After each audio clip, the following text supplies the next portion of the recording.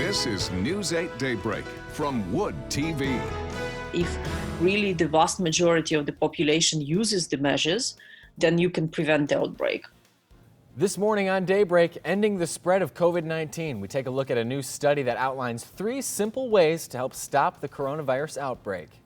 I'm excited, but I'm also scared to death.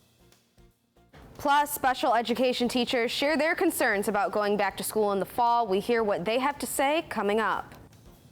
And a West Michigan couple filed a lawsuit against Governor Whitmer after their wedding was affected by her coronavirus response. Their latest, as the couple is now changing course.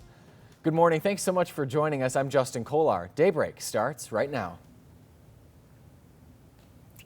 Well, we had a great day yesterday. I walked outside this morning and it felt a little muggy, but not too bad. There was actually some dew on my car this morning. So, Terry, what can we expect as the weekend gets started? That's right. The steamy weather really going to be surging in over the next couple. And we do begin with breaking news out of Allegan County this morning. A 26-year-old is dead after being hit by a car while riding a horse.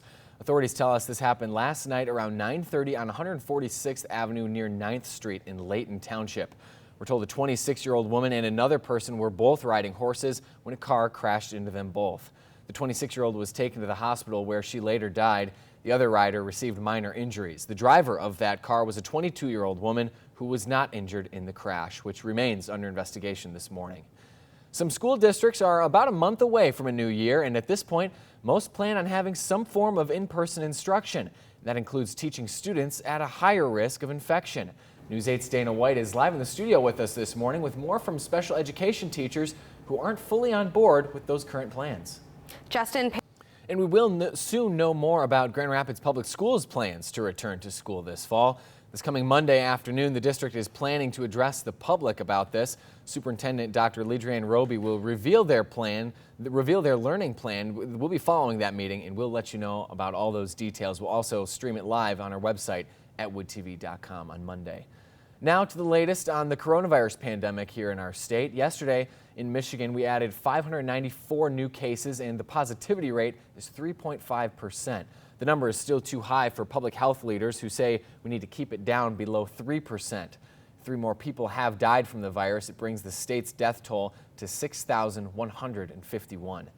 This comes as a new study from the Netherlands University says the combination of wearing a face mask, keeping 6 feet apart, and regularly washing your hands isn't enough to prevent another major coronavirus outbreak. Here's NBC's Matthew Price with more on that study. We're following new developments in a wild story. It involves a wedding venue's lawsuit claiming they should be able to host large gatherings because weddings are religious services. We've now learned that a bride and groom who were named in that lawsuit have backed off. Baker Events in Holland filed a lawsuit against Governor Gretchen Whitmer in Ottawa County and the AG. The couple at the center of this lawsuit is no longer involved in the case. Their friends and family told News 8 they've been getting negative attention because of this. The suit was filed by the American Freedom Law Center. An attorney we spoke with says that without the couple, the lawsuit lacks standing. We're going to continue to follow this and let you know as soon as it develops more on air and online. Coming up, we're seeing hot temperatures this weekend here in West Michigan, but there's still lots to do outside. Next, Miranda joins us with her guide to some summer fun. Refreshing air during the morning hours by the middle of the week with those lows in the 50s. So be able to finally turn off the AC. Really feeling like summer. We got baseball back, the temperatures are there. It's dog days of summer. You got to love it. And the Tigers have not failed to disappoint us already. Yeah, about that. We'll talk more about that later.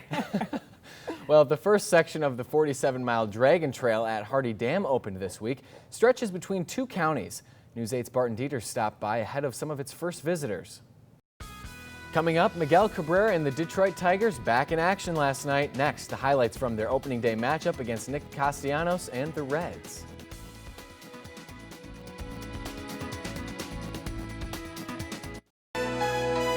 This is News 8 Daybreak from Wood TV. Welcome back to Daybreak this morning. Thanks so much for waking up with us. Terry, I've been looking at our cameras this morning over Reed's Lake, and we are being treated to some beautiful sunrises across West Michigan this morning. It is so beautiful out there. You know, when I fill in on the weekends, and you're part of Team Daybreak Monday through Friday as well, and so is occasionally Dana. We have to keep reminding people that it really is Saturday. I know. It doesn't feel like it really. I haven't been on the weekend schedule for months. So I this know. is a treat. How did that happen, right? A Kalamazoo woman is making it her mission to create more diverse children's toys, specifically dolls. News 8's Dana White talked with her about why she's taking this project so personally with hopes of inspiring the next generation. Dana? Justin, representation matters. That's the mess morning. Dana White, News 8. Dana, that's so cool. How has Alfred's response been from the community? Yeah, so she's gotten dozens of comments on Facebook. I know she had to make a separate page once her dolls blew up, so she's definitely getting a lot of support. It's very cool. Pretty fast turnaround there, too. For sure.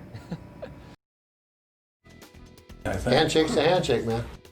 Deal 28 years in the making. Next on Daybreak, we hear from two old friends who plan on splitting a $22 million jackpot.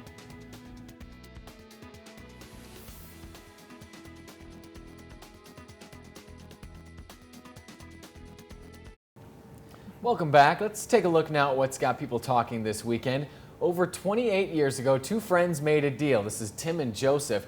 They agreed that if one of them won the lottery, they would both split the jackpot. Okay, the deal was recently put to the test when Tom won $22 million in the Wisconsin lottery. Wow. And Tom has held up his end of the bargain and plans on giving Joseph half of those winnings. We said whenever the big winner comes, we're going to split it. So we buy every week and, you know, And not really thinking it would happen. That happened many years ago. It's just kind of continued. And Almost 20, I think. Handshake's a handshake, man. Joe and Tom say they plan on using the money to retire and spend more time with their families.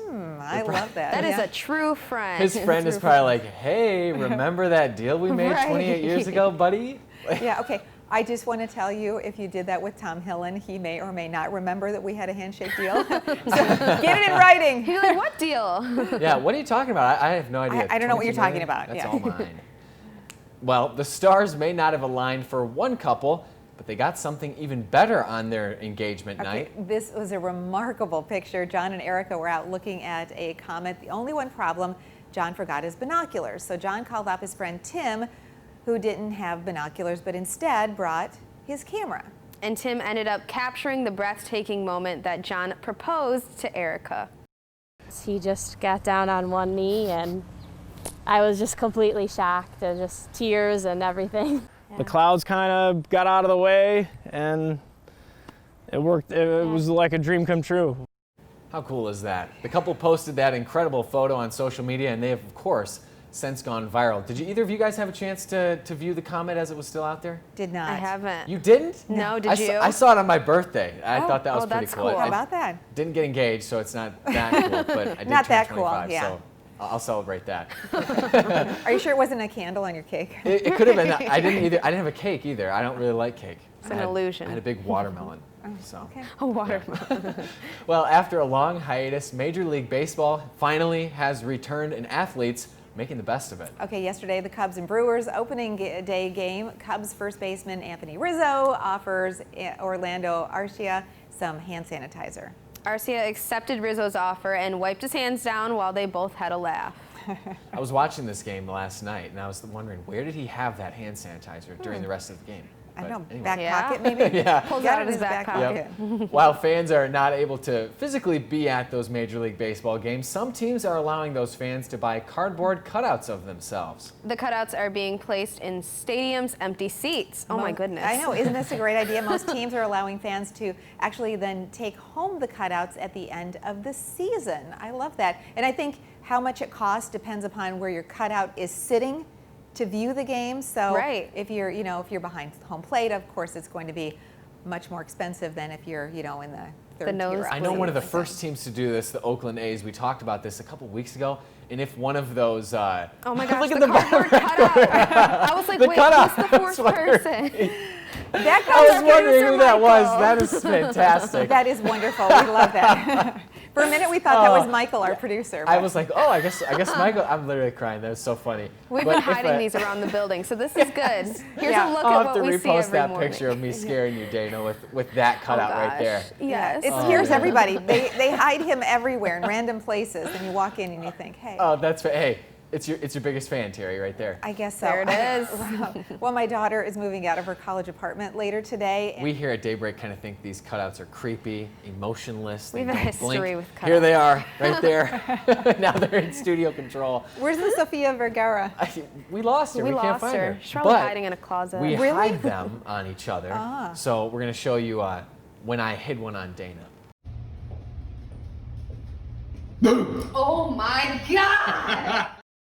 We hide them. There's the setup. I hid behind those. There's Sophia right there. And we've been hiding them on each other all over the place. You can see an elevator shaft here, hiding behind the door right there. And, I'm just glad I didn't fall down the stairs. Yeah, me too. I was looking at that. That was dangerous. That was a dangerous setup there. And the interesting thing about it is, as beautiful as all of this looks on television, it's a pretty creepy building. Let's just be quite honest. It is really creepy and really old in here. Dungeon-esque, The lots black of walls. winding Exactly. turns and Yeah. things. So you're walking up the staircase at 4:30 in the morning, and there's Yeah. The cardboard's cardboard just staring cutout at you. right there. So, And the facade looks so beautiful. yeah. The 50s. So you need to blast the AC the next couple of days, and then next week, open the windows again. Looks great. I'm a little sad that July is coming to an end, but with a forecast like that, how can I not look forward to August? Exactly. I'm just not looking forward to January. Oh, don't even say that. Thanks, Terry. Sure. Now to the latest on the coronavirus pandemic. We're seeing more daily COVID-19 records in states like California, Florida, Texas, and Arizona. Dr. Birx is pleading with people in those states to change their ways. But there are signs of a possible plateau in parts of the country. Texas now approaching 400,000 cases. In small communities, funeral directors saying they're overwhelmed. More major retailers started requiring masks in all their stores. Here's NBC's Miguel Amaguer with more. Time now 5:53, and coming up, a man from West Michigan is on a mission to return a lost ring.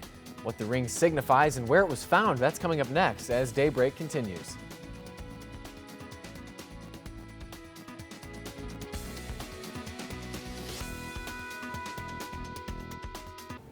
A Navy veteran is missing a ring that signifies his service to our country.